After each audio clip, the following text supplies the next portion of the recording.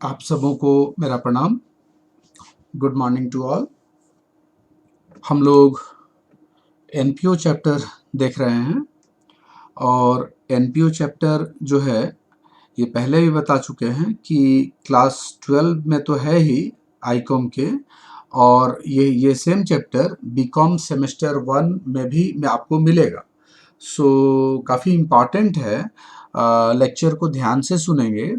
और इस चैप्टर पे एनपीओ चैप्टर जो है हमारा पहले भी लेक्चर आ चुका है, और हम लोग जो अभी जो डील कर रहे हैं, जो देख रहे थे प्रीवियस लेक्चर तक में, हम लोग देख लिए हैं एडमिशन फ़ी का ट्रीटमेंट, मतलब स्पेशल आइटम का ट्रीटमेंट हम लोग देख रहे हैं। तो एंट्रेंस फ़ी, मेंबरशिप फ़ी, एडमिशन फ़ी जो कहिए, डोनेशन, लाइफ मेंबरशिप फ़ी, लीगेसी, सब्सक्रिप्शन जो कि बहुत इम्पॉर्टेंट है, किसी भी एक्सपेंस अकाउंट को कैसे बनाएंगे हम लोग, treatment of any fund and expenses related to the fund, calculation of amount of investment with the help of given interest rate and their treatment, about opening balance sheet, ये सब previous lecture में हम आपको बता चुके हैं। इसी क्रम में हम लोग का कुछ स्पेशल आइटम्स और रह गया है। ये 3 है आज। इतना ये तीनों को जानने से मतलब चैप्टर पे हमारा पकड़ अच्छा बनेगा। तो एक है इंडोमेंट फंड, दूसरा गवर्नमेंट ग्रांट, तीसरा क्या है, ट्रीटमेंट ऑफ कंज्यूमेबल गुड्स या आइटम्स। तो आइए हम लोग एक एक करके शुरू करें। जब भी आप क्वेश्चन बनाएंगे ना, तो इनसे आपका जरूर पल्ला पड़ेगा, ये मिलेंगे क्वेश्चन बनाने के दौरान। तो उस समय आपको दिक्कत ना हो, इसलिए आप लेक्चर को सावधानी से सुने। सबसे पहला तो है कि इंडोमेंट फंड। आइए देखें इंडोमेंट फंड क्या होता है। तो ये जो इंडोमेंट फंड है ना, ये इंडोमेंट फंड, ध्यान दीजिएगा, एक मिनट, हाँ, इंडोमेंट फंड जो है ये हमारा, बस हो गया। इंडोमेंट फंड क्या है सबसे पहले जानने का प्रयास करते हैं। कहता है कि इसको पहले, इसके ना पहले कॉन्सेप्ट को हम क्लियर कर दें आपको। देखिए, एक नॉन प्रॉफिट मेकिंग ऑर्गेनाइजेशन है, बात को अच्छे से समझिएगा। एक नॉन प्रॉफिट मेकिंग ऑर्गेनाइजेशन है, और आप जानते हैं ना कि इनका पर्पस जो होता है, इनका जो मकसद होता है, वो सर्विस मोटो होता है। कोई भी नॉन प्रॉफिट मेकिंग ऑर्गेनाइजेशन का जो मेन मकसद है वो सर्विस प्रोवाइड करना। और सर्विस जब प्रोवाइड करना है तो खर्चा तो होगा, कई तरह के खर्च होंगे। मान लीजिए एक छोटा सा एग्जांपल लेते हैं कि एक नॉन प्रॉफिट मेकिंग ऑर्गेनाइजेशन है तो बड़ा ही, और उसका मान लीजिए कि 10,000 रुपये का लगभग पर मंथ इलेक्ट्रिसिटी बिल आता है। और मान लीजिए कि वो थोड़ा सा फाइनेंशियल क्राइसिस से गुजर रहा है, उसके पास फंड की कमी है, वो प्रॉब्लम फेस कर रहा। तो एक एक व्यक्ति आए, अच्छे इंसान थे, और क्या किए कि 20 लाख रुपया उसको डोनेट किए, और कहे कि भाई इस पैसे से आप क्या कीजिएगा कि बिजली बिल का पेमेंट कीजिएगा, लेकिन डायरेक्ट इस पैसे, इस 20 लाख को टच नहीं कीजिएगा। आप कुछ ऐसा कीजिए कि ये प्रिंसिपल अमाउंट इंटैक्ट बना रहे, एज इट इज बना रहे, और इस प्रिंसिपल अमाउंट से जो इनकम जनरेट होगा, उस इनकम से आप इलेक्ट्रिसिटी बिल का भुगतान कर दीजिए। एक इलेक्ट्रिसिटी बिल का हम छोटा सा एक एग्जांपल ले रहे हैं। एक व्यक्ति एक ऑर्गेनाइजेशन को कुछ पैसा डोनेट किए, है ना, वो गिफ्ट के तौर पर दिए या डोनेशन के तौर पर दिए या लीगेसी वसीयत के तौर पर दिए, कुछ भी हो सकता है। और डोनेशन देकर क्या बोले कि इस पैसे से आप अपने कुछ खास जरूरतों को पूरा कर लीजिएगा, है ना, जैसे इलेक्ट्रिसिटी बिल का पेमेंट कर लीजिएगा। तो नॉन प्रॉफिट मेकिंग ऑर्गेनाइजेशन किया क्या, उस पैसे को इन्वेस्ट कर दिया, है ना। और इन्वेस्ट करेगा तो स्वाभाविक है वहां से कुछ ना कुछ इनकम मिलेगा। तो जो इनकम मिलेगा, जो वहां से इनकम जनरेट होगा, उसी इनकम से अपने स्पेसिफिक कुछ उद्देश्यों की पूर्ति कर लेता है नॉन प्रॉफिट मेकिंग ऑर्गेनाइजेशन। बस यही तो है इंडोमेंट फंड का कॉन्सेप्ट, और कुछ नहीं है इंडोमेंट फंड, है ना। देखिए समझने का प्रयास कीजिए। And endowment fund is a kind of investment fund. एक इन्वेस्टमेंट फंड का एक प्रकार है, that is held by a non profit making organisation, जो कि नॉन प्रॉफिट मेकिंग ऑर्गेनाइजेशन रखता है। ज्यादातर जो इंडोमेंट फंड का जो ये कॉन्सेप्ट है ना, वो एनपीओ में ही आपको दिखेगा। And amounts are withdrawn frequently out of the income generated from the fund. ये जो फंड है, इस फंड से जो इनकम जनरेट होगा उसको फ्रिक्वेंटली विड्रॉ करता है ऑर्गेनाइजेशन, है ना। क्यों भाई? तो in order to meet specific need, जो खास उद्देश्य है, जो खास उद्देश्य है, उन स्पेसिफिक आवश्यकता है, उन आवश्यकता को पूरा करने के लिए यहाँ से रेगुलर फ्रिक्वेंटली पैसा इन लोग विड्रॉ करते रहते हैं, है ना। जैसे एग्जांपल लिए ना हमें आपका इलेक्ट्रिसिटी बिल का, तो इलेक्ट्रिसिटी बिल का पेमेंट कर रहा हर महीना, तो वहां से पैसा निकालेंगे इंडोमेंट फंड से, जो भी फंड में है पैसा है, जो इनकम जनरेट हुआ है, और उससे इलेक्ट्रिसिटी बिल का पेमेंट कर देंगे, ठीक ना। While the original amount is kept intact, ये तो पहले ही बताए हैं कि प्रिंसिपल अमाउंट, जो ओरिजिनल अमाउंट है उसको टच नहीं करना है, उससे जो इनकम जनरेट होगा उसी को टच करना है, और उससे जो जो स्पेसिफिक नीड है आपका उसको आप पूरा कीजिए रेगुलरली फ्रिक्वेंटली, ठीक ना। आसान है। Endowment fund is a kind of investment fund, investment fund का एक काइंड है जो कि नॉन प्रॉफिट मेकिंग ऑर्गेनाइजेशन रखता है, और इस फंड से वो रेगुलर पैसा निकालते रहता है ना। कहाँ से? तो जो उस फंड से इनकम जनरेट होता है। क्यों निकालता है? तो अपने ज़रूरतों को पूरा करने के लिए, खास ज़रूरतों को पूरा करने के लिए, है ना। और प्रिंसिपल अमाउंट जो है, जो ओरिजिनल अमाउंट है इन्वेस्टमेंट का, वो इंटैक्ट बना रहता है, उसको टच नहीं करना। यही इंडोमेंट फंड का कॉन्सेप्ट है। देखिए, इसी को दूसरे शब्दों में हमें समझाए हुए हैं। It is a fund arises from bequest और गिफ्ट, मतलब वसीयत में या गिफ्ट में फंड मिला है, उसी से यह अराइज होता है। And income generated from this fund is utilised for specific purpose, और इस फंड से जो इनकम जनरेट होता है हम उसको स्पेसिफिक पर्पस के लिए यूज करते हैं, है ना। While the principal amount is intact, मतलब प्रिंसिपल अमाउंट जो है एज इट इज बना रहता है, सिर्फ उसके इनकम को टच करना है, बस इतना ही ध्यान रखिए। अब इसका सबसे पहला एंट्री कहाँ पे होगा? तो डेबिट साइड में होगा। किसका डेबिट साइड? तो रिसीट पेमेंट अकाउंट का डेबिट साइड, जिसको आप रिसिप्ट साइड कहते हैं, ठीक ना। और इसका ट्रीटमेंट ट्रीटमेंट कहाँ होगा? तो taken into liability side of balance sheet, balance sheet के लायबिलिटी साइड में लेंगे। क्यों भाई? क्योंकि it is of capital nature receipt. क्या आपको इस तरह का वसीयत, इस तरह का गिफ्ट, इस तरह का डोनेशन आपको बार बार मिलेगा? नहीं मिलेगा। तो ये कैपिटल नेचर का रिसिप्ट है, आप इसको कैपिटल नेचर का रिसिप्ट कहते हैं, है ना। मानते हैं, माना जाता है। तो कैपिटल नेचर का रिसिप्ट कहाँ जाएगा? बैलेंस शीट के लायबिलिटी में ही ना जाएगा। देखिए, समझिए, एक एग्जांपल से समझाने का हम इसको प्रयास करते हैं आपको, है ना। सपोज कीजिए, एक एग्जांपल ले लेते हैं हम लोग। ये हमारा एक एग्जांपल ले रहे हैं, एग्जांपल 1। मान लीजिए कि रिसिट पेमेंट अकाउंट दिए हुए है, और रिसिट एंड पेमेंट अकाउंट जो दिए हुए है, इसमें आपको रिसिट पेमेंट में आपको कह रहा है कि ये रहा इंडोमेंट फंड, इसके डेबिट साइड में, है ना। इसके डेबिट साइड में, रिसिप्ट साइड में आपको इंडोमेंट फंड मिला हुआ है। टू क्वेश्चन में दिए हुए इंडोमेंट फंड सपोज कीजिए 10 लाख का है। तो ये जो इंडोमेंट फंड मिला, आप इस इंडोमेंट फंड के अमाउंट को कहाँ ले जाएंगे? तो सीधा सीधा ले जाएंगे बैलेंस शीट में, और बैलेंस शीट जो बनाएंगे आप, उसके लायबिलिटी साइड में आप लिख देंगे। क्या लिखेंगे आप बताइए? लायबिलिटी साइड में इंडोमेंट फंड। क्यों यहाँ पे लायबिलिटी में आ गया 10 लाख रुपया? क्योंकि ये कैपिटल नेचर का रिसिप्ट है ना। इसको हम हमेशा कैपिटल नेचर का मानते हैं, ठीक, क्योंकि इस तरह का फंड आपको बार बार नहीं मिलेगा, ठीक ना। कोई दिक्कत नहीं है, आसान है, इसको कैपिटल नेचर का मानते हैं। चलिए ठीक है, तो इंडोमेंट फंड समझ में आ गया। इंडोमेंट फंड ना, कोई दिक्कत होगा तो आप हमको फ़ोन कर सकते हैं, कमेंट बॉक्स में लिखिएगा, हम ज़रूर और आपको क्लैरिफाई करेंगे अगर कुछ दिक्कत होगा तो। नेक्स्ट आइए, दूसरा गवर्नमेंट ग्रांट। ये गवर्नमेंट ग्रांट क्या है भाई? इसको समझते हैं हम लोग गवर्नमेंट ग्रांट को। ये रहा आपका गवर्नमेंट ग्रांट।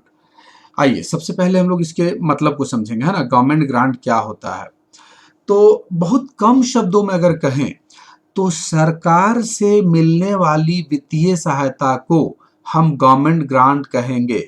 सरकार से मिलने वाली वित्तीय सहायता को हम गवर्नमेंट ग्रांट कहेंगे।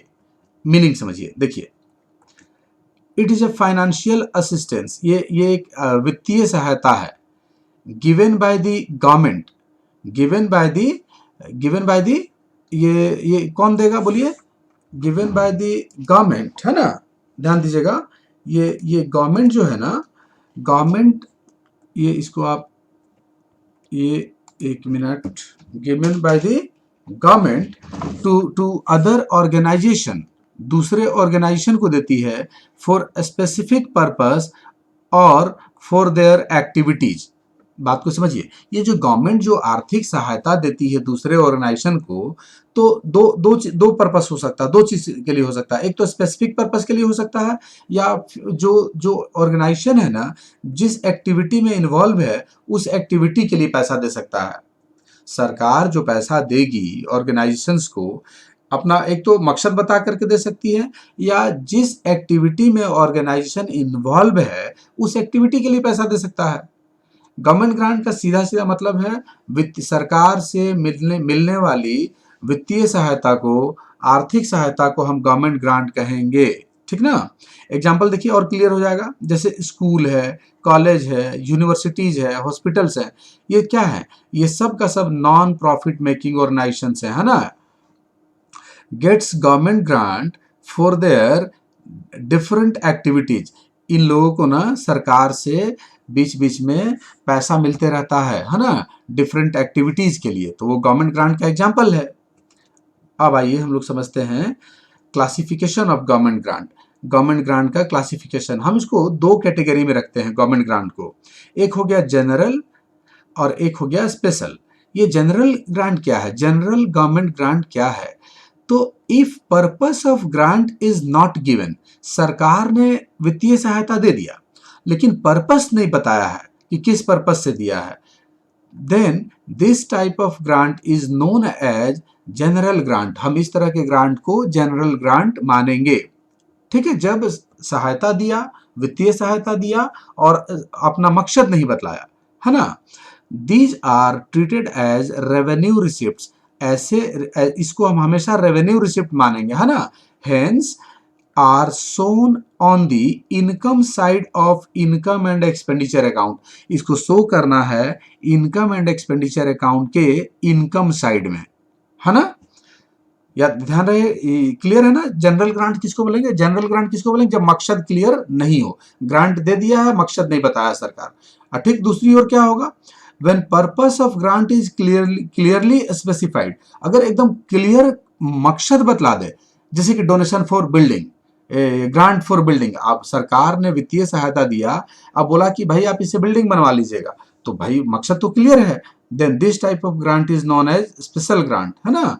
और these are treated as capital receipt, इसको कैपिटल रिसिट मानेंगे, hence are shown on the liability side of balance sheet, balance sheet के लाइबिलिटी में दिखाना पड़ेगा। ठीक है, तो गवर्नमेंट ग्रांट क्लियर है। सरकार से मिलने वाली आर्थिक सहायता को, वित्तीय सहायता को हम गवर्नमेंट ग्रांट कहेंगे। स्कूल, कॉलेज, हॉस्पिटल, यूनिवर्सिटीज को गवर्नमेंट, सरकार से बीच बीच में जो पैसा मिलता रहता है वो गवर्नमेंट ग्रांट का एग्जाम्पल है। एक और इम्पॉर्टेंट चीज ध्यान देंगे गवर्नमेंट ग्रांट में, कि ये जो वित्तीय सहायता मिला है, ये in school, college, universities, hospital को ये लौटाना नहीं पड़ता है ना। जस्ट डेवलपमेंट में, अपने एक्टिविटी में लगा लेते हैं, लौटाने का नहीं रहता इसमें, ध्यान रखेंगे। दो भागों में बांटे गवर्नमेंट ग्रांट को, जनरल ग्रांट और स्पेशल ग्रांट। जनरल ग्रांट क्या हुआ, जब मकसद क्लियर नहीं हो, और स्पेशल ग्रांट क्या हुआ, जब मकसद क्लियर हो, जो जब पर्पस बतला दे, है ना। देखिए हम कुछ इसको, इसका अकाउंटिंग ट्रीटमेंट को समझाते कैसे हम लोग प्रोसीड करेंगे। एक हम लोग जैसे कि एग्जाम्पल लेते हैं, एग्जाम्पल 1, मान लीजिए रिसीट पेमेंट अकाउंट दिए हुए है, और रिसिप्ट एंड पेमेंट अकाउंट में इसके रिसिप्ट साइड में ध्यान देंगे, आपको दिए हुए है रिसिप्ट साइड में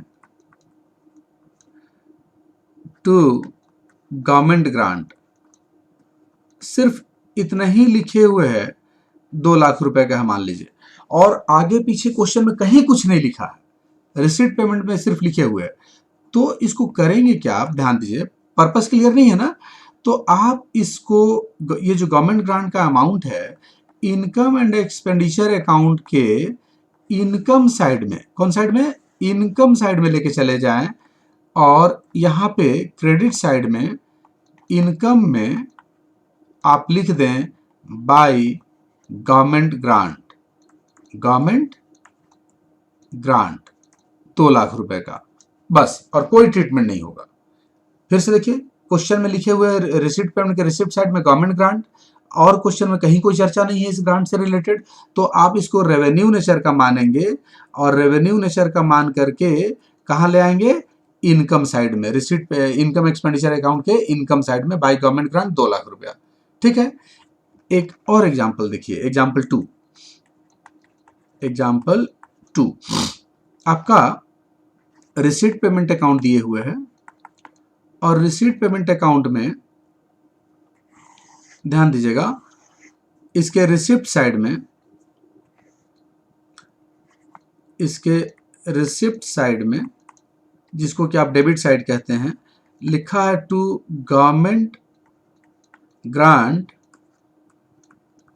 और लिख दिया है फॉर बिल्डिंग कंस्ट्रक्शन, मतलब सरकार जो पैसा दी है वो मकसद बता दी कि भाई आप इस पैसे से 50 लाख का मान लीजिए बिल्डिंग ही बनवाइएगा, तो गवर्नमेंट ग्रांट तो दे दिया और मकसद भी बता दिया, तो इस पैसे को, इसका सॉल्यूशन क्या होगा, देखिए आप हमेशा बैलेंस शीट में ले जाएंगे, बैलेंस शीट के लायबिलिटी साइड में ले जाएंगे, है ना, क्योंकि इस फंड का हम दूसरा यूज नहीं कर सकते, इस पैसे का लायबिलिटी साइड में लिखेंगे गवर्नमेंट ग्रांट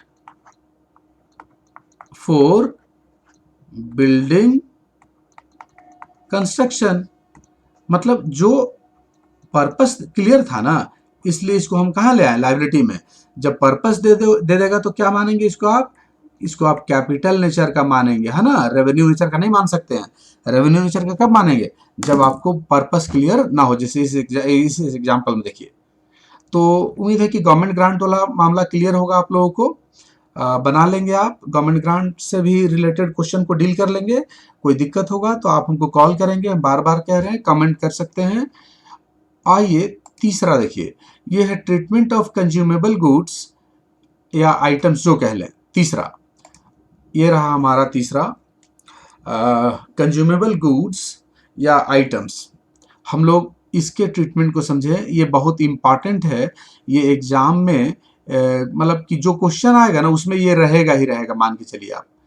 तो सबसे पहले हम लोग जानने का प्रयास करेंगे कि कंज्यूमेबल गुड्स या कंज्यूमेबल आइटम्स होता क्या है।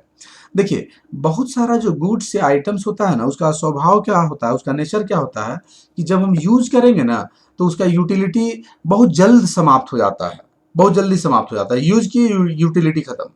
अब जैसे कि मान लीजिए कि आपका जो ये रेवेन्यू टिकट है, टिकट पोस्टल स्टाम्प जो टिकट है, आप एक चिट्ठी भेजिए, वो जैसे ही चिट्ठी में चिपका है, लेटर में चिपका है, वो स्टाम्प लगा, वो खत्म। बात समझ में आ रहा? जैसे कि दूसरा एग्जांपल लीजिए, स्पोर्ट्स मटेरियल के केस में लीजिए, मान लीजिए कि ये जो बैडमिंटन का जो कॉर्क होता है, उसको जब खेलते हैं लोग तो तुरंत टूट फूट के खत्म हो जाएगा, उसका यूटिलिटी खत्म हो जाएगा। बॉल है, बॉल से खेलते खेलते उसका यूटिलिटी तुरंत खत्म हो जाता है।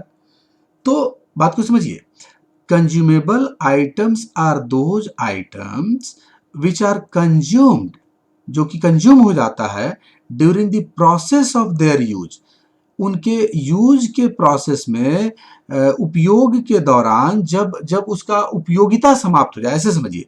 जब किसी गुड्स या कमोडिटी या आइटम को जब हम यूज करते हैं और यूज के दौरान ही उसकी उपयोगिता समाप्त हो जाएगी ना, तो उसको आप कह दीजिए कंज्यूमेबल गुड्स, ठीक ना। Consumable goods items are those items which are consumed, consume हो जाता है मतलब उपयोगिता उसकी खत्म हो जाती है during the process of their use, like देखिए एग्जांपल देखिए, medicine, stationery, sports material. Sports material का एग्जांपल अभी बता रहे थे।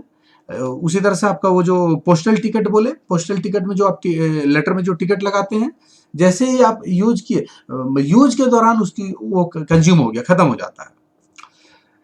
In case of non-profit organization, the amount spent on item consumed during the year is shown in the expenditure side of income and expenditure account। अब बात को समझिए, ये जो नॉन प्रॉफिट मेकिंग ऑर्गेनाइजेशन है, जो अमाउंट स्पेंट हुआ, ध्यान दीजिएगा, जो अमाउंट स्पेंट हुआ on on items consumed, in items के कंजम्पशन पे जितना रुपया मतलब खर्च हुआ, उस खर्च की राशि को हमको इनकम एंड एक्सपेंडिचर अकाउंट के एक्सपेंडिचर साइड में दिखलाना है।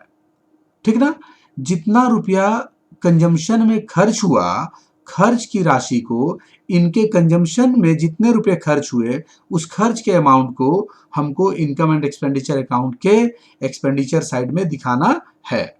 क्लियर है? अब आइए एक आध दो एग्जांपल से क्लियर करते हैं, देखिए समझिए कैसे इसका ट्रीटमेंट होगा। क्वेश्चन, एक एग्जांपल देखिए, शो दी एक्सपेंसेज, बोल रहा है एक्सपेंसेज बतलाइए, of stationery in the income and expenditure account for the year ended 31st March 2021 from the following details. आपको बतला रहा है, ध्यान दीजिए, दो साल का फिगर है, 31st March 2020, 31st March 2021। Stock of stationery मतलब इधर ये तो मालूम है ना आपको, 31 मार्च 21 का बतलाना है, तो ये वाला आपका ओपनिंग वाला फिगर हो गया और ये आपका क्लोजिंग का फिगर हो गया। ठीक है, और नीचे कह रहा है stationery purchase during the year ₹40,000। इस साल 40,000 रुपए का स्टेशनरी खरीदे हैं, मतलब ओपनिंग स्टेशनरी था 25, क्लोजिंग स्टेशनरी है 30, और ड्यूरिंग द ईयर आपने स्टेशनरी जो परचेज किया वो 40,000 का परचेज किया है। तो इसका कैसे ट्रीटमेंट होगा, कितना रुपया कंज्यूम होगा, कैसे कहाँ दिखलाएंगे, देखिए समझिए। जब भी इस तरह का क्वेश्चन देना तो आप क्या कीजिए कि सुविधा के लिए स्टेशनरी अकाउंट बना लीजिए। ध्यान दीजिएगा, स्टेशनरी का हम अकाउंट बना ले रहे हैं ना, ये रहा आपका स्टेशनरी अकाउंट का फॉर्मेट। और करना क्या है, देखिए कितना इजीली बनेगा, है ना। ये स्टेशनरी अकाउंट का हम फॉर्मेट बना लिए और डेबिट क्रेडिट। ये देखिए शुरू में आपका जो स्टेशनरी कितने का था, 25,000 रुपए का ओपनिंग है और क्लोजिंग कितना है 30। तो ओपनिंग स्टेशनरी जैसे असेट्स अकाउंट बनाते हैं उसी तरह से यहां लिख दीजिए टू बैलेंस बीडी, 25,000 रुपए का ओपनिंग है और आपका जो क्लोजिंग है स्टेशनरी का बाय बैलेंस सीडी, ये आपका 30,000 का है। देखिए क्वेश्चन में ओपनिंग 25, क्लोजिंग 30, और कह रहा है कि इस साल स्टेशनरी जो खरीदे हैं वो कितने का है, 40,000 रुपए खरीदे हैं। स्टेशनरी खरीदेंगे तो उसका क्या एंट्री होगा, stationery account debit to receipt and payment account. तो स्टेशनरी डेबिट हुआ ना, तो डेबिट साइड में क्या लिख देंगे, रिसिप्ट एंड पेमेंट अकाउंट, मतलब ये परचेज किए, ध्यान देंगे ये क्या किए हैं आप, परचेज किए। कितने का परचेज किए हैं, 40,000 रुपए का परचेज किए हैं। तो अब देखिए 25 का शुरू में था, 40 का परचेज किए, ये हो गया आपका 65, यहाँ लिखे 65 शिफ्ट किए, 30 पहले से इधर है तो 35 का इधर आपका क्या हो रहा, डिफरेंस हो रहा। तो ये 35 मतलब क्या हो गया, ये चला जाएगा इनकम एंड एक्सपेंडिचर अकाउंट में, और यही हो गया आपका स्टेशनरी कंज्यूम्ड, है ना। मतलब 25,000 का शुरू में था, 40,000 का खरीदे, 65,000 का हो गया, 65,000 में 30,000 रुपए का ही बचा हुआ है, तो यानी कि 35,000 जो है वो आपका कंज्यूम हो गया होगा। और जो कंज्यूम हो गया, जितना रुपया वो खर्च ना हो गया, जो कंज्यूम हो गया उसको हमको कहाँ दिखाना है, देखिए लिखा हुआ है, जो कंज्यूम्ड होगा उसको एक्सपेंडिचर साइड में दिखलाना है। तो यहाँ से अब आप बनाएंगे, क्या बनाएंगे, इनकम एंड एक्सपेंडिचर अकाउंट बनाएंगे, और इनकम एंड एक्सपेंडिचर अकाउंट के कौन साइड में, एक्सपेंडिचर साइड में आपको यहाँ पे डेबिट साइड में लिखना पड़ेगा, एक्सपेंडिचर साइड में टू स्टेशनरी कंज्यूम्ड, और ये मान लीजिए ये वर्किंग नोट्स है, आपका नोट्स नंबर 1 है, तो यहाँ पे लिख दें नोट्स नंबर 1, नोट्स नंबर 1, और यहाँ पे दिखला दे कितना 35,000। ऐसे ना इसको बढ़िया रिप्रेजेंटेशन माना जाता है, ऐसे में आपका नंबर अच्छा आएगा। ठीक है। अच्छा, दूसरा और एक चीज, ये जो ओपनिंग और क्लोजिंग बैलेंस है, तो ये कहाँ जाएगा भाई? तो ये बैलेंस शीट बनाइए, बैलेंस शीट 31 मार्च 2020 का, और यहाँ पे इसको आप लिख दीजिए एक फिगर असेट साइड में। मतलब ये कौन बैलेंस शीट है? ये बैलेंस शीट कौन ला, ध्यान दीजिए, ये ओपनिंग बैलेंस शीट है ना। और यहाँ पे आपको लिख देना है स्टेशनरी, कितने का स्टेशनरी है? शुरू में ओपनिंग बैलेंस कितना था आपका? देखिए ओपनिंग बैलेंस था 25, तो ये 25,000 रुपया आप यहाँ पे लिख दीजिए ओपनिंग बैलेंस शीट के एसेट्स में। और फिर से एक बैलेंस शीट बनाइए, कौन वाला? क्लोजिंग वाला, और 31 मार्च 2021 का ये है, और आपका फिर से स्टेशनरी असेट्स में उतार दीजिए आप, है ना। असेट साइड में क्या लिखेंगे? स्टेशनरी, कितने का? 30,000 रुपये का। तो ये हो गया इस क्वेश्चन का कंप्लीट आंसर, है ना। सबसे पहले हमें स्टेशनरी बनाया, स्टेशनरी अकाउंट भेज दिए, जैसे बना, कोई दिक्कत नहीं होना चाहिए। और फिर जो कंज्यूम वाला फिगर आया, ये बैलेंसिंग फिगर निकला, ध्यान दीजिएगा, बैलेंसिंग फिगर, ये 35,000 रुपये जो बैलेंसिंग फिगर आया कंज्यूम, वो चल गया इनकम एक्सपेंडिचर अकाउंट में। और ओपनिंग वाला स्टेशनरी ओपनिंग बैलेंस शीट के एसेट्स में आया, और क्लोजिंग वाला जो स्टेशनरी का बैलेंस है वो क्लोजिंग बैलेंस शीट के एसेट्स में आ गया। एक और एग्जांपल देखिए, थोड़ा इससे टफ है, इसको समझिए। इसको समझ जाइएगा ना, तो आपको जो कंज्यूमेबल गुड्स है, कंज्यूमेबल आइटम्स है, कहीं कोई परेशानी नहीं होगा। इससे ज्यादा आपका नहीं पूछ सकता है कंज्यूमेबल गुड्स या कंज्यूमेबल आइटम्स में। सवाल को अच्छे से समझने का प्रयास कीजिए, है ना। देखिए, extract from the receipt and payment account for the year ended 31 मार्च 2021, ये 31 मार्च 2021 का रिसीट पेमेंट से एक इंफॉर्मेशन लिया गया है। उसके पेमेंट साइड में दिखला रहा है payment to creditors for stationery ₹50,000 रुपया। रिसीट पेमेंट के पेमेंट साइड में क्रेडिटर को पेमेंट हुआ है 50,000 रुपया स्टेशनरी के लिए, ठीक ना। और नीचे कह रहा है कि भाई आपका जो देखिए ये जो है 31 मार्च 2020 का है, ये ओपनिंग वाला फिगर है सब। यहाँ वाला क्या है? ओपनिंग। और इधर वाला सब फिगर क्या है आपका? क्लोजिंग। और क्या चीज दिए हुए हैं? तो स्टॉक ऑफ स्टेशनरी दिए हुए हैं, जैसे अभी पहला क्वेश्चन में था। यहाँ एक एक्स्ट्रा चीज है, क्रेडिटर्स फॉर स्टेशनरी है। स्टेशनरी के लिए जो खरीदते हैं, मान लीजिए एक ही दुकान से बार बार आता है, सामान आ रहा है, पैसा दे रहे हैं, आ रहा दे रहे हैं, तो कुछ क्रेडिटर्स जनरेट हो जाता है। तो क्रेडिटर्स फॉर स्टेशनरी, ये 15,000 ओपनिंग था, क्लोजिंग कितना है? 10,000 का है। अब इस तरह के क्वेश्चन को कैसे हम डील करेंगे? कितना अमाउंट सबसे पहले कंज्यूम में जाएगा, कितना अमाउंट बैलेंस शीट में कैसे कैसे जाएगा, देखिए समझने का प्रयास कीजिए। तो जब इस तरह का क्वेश्चन हो, क्रेडिटर्स भी दे, तो सबसे पहला काम आपका होगा कि आप क्रेडिटर्स अकाउंट बना लें, है ना। क्रेडिटर्स फॉर स्टेशनरी का अकाउंट बना लें। देखिए अच्छे समझिएगा, बहुत मजेदार क्वेश्चन है ये। आप जब क्रेडिटर्स अकाउंट बनाएंगे, तो आपका क्रेडिटर्स शुरू में कितना था? ये डेबिट और ये क्रेडिट। ये देखिए ओपनिंग है 15,000, क्लोजिंग कितना है? 10,000। तो क्रेडिटर्स का बाय बैलेंस बीडी लिखिए, बाय बैलेंस बीडी आपका 15,000 का ओपनिंग क्रेडिटर्स है, और इस ओर to balance CD closing creditors कितना है आपका? 10,000 रुपए का है।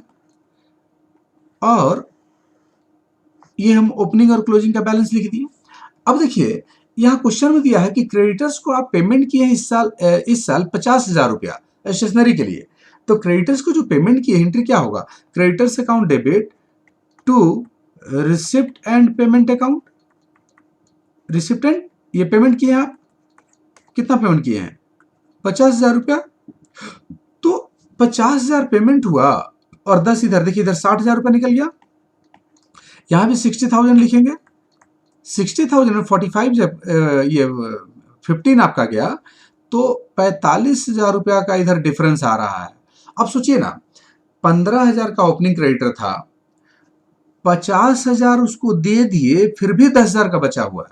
यानी आप इस साल ये फिर से स्टेशनरी परचेज किए होंगे, यही ना खरीदे होंगे, स्टेशनरी परचेज किए होंगे।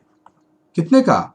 45,000 रुपए का। ये बैलेंसिंग फिगर निकला, तब ना उतना पैसा दिए हैं आप। समझिए बात को।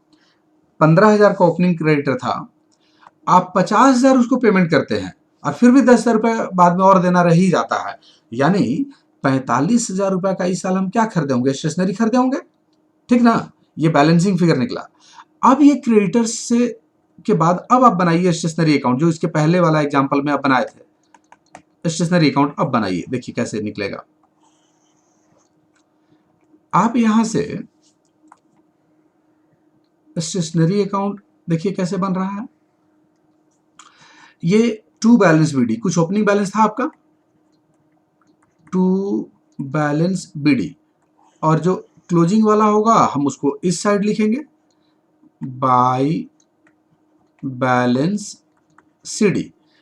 देखिए कितना बैलेंस दिए हुए, ओपनिंग है 35,000 रुपए का स्टेशनरी और क्लोजिंग कितना का है? 30,000 रुपए का। ओपनिंग 35, क्लोजिंग 30, तो ओपनिंग स्टेशनरी हो गया 35,000 रुपया और क्लोजिंग स्टेशनरी कितना का हो गया आपका? ये 30,000 रुपया। अब एक चीज बताइए, ये जो 45,000 का आप खरीदे जो है स्टेशनरी, इसका एंट्री बताइए खरीदने का। तो स्टेशनरी अकाउंट डेबिट टू कौन अकाउंट से आ रहा है? क्रेडिटर्स अकाउंट से आ रहा है। तो stationery account debit to creditors account, ये क्रेडिटर्स अकाउंट से आया, ट्रांसफर हो गया। ये फिगर इधर आ रहा, कितना आ रहा? 45,000।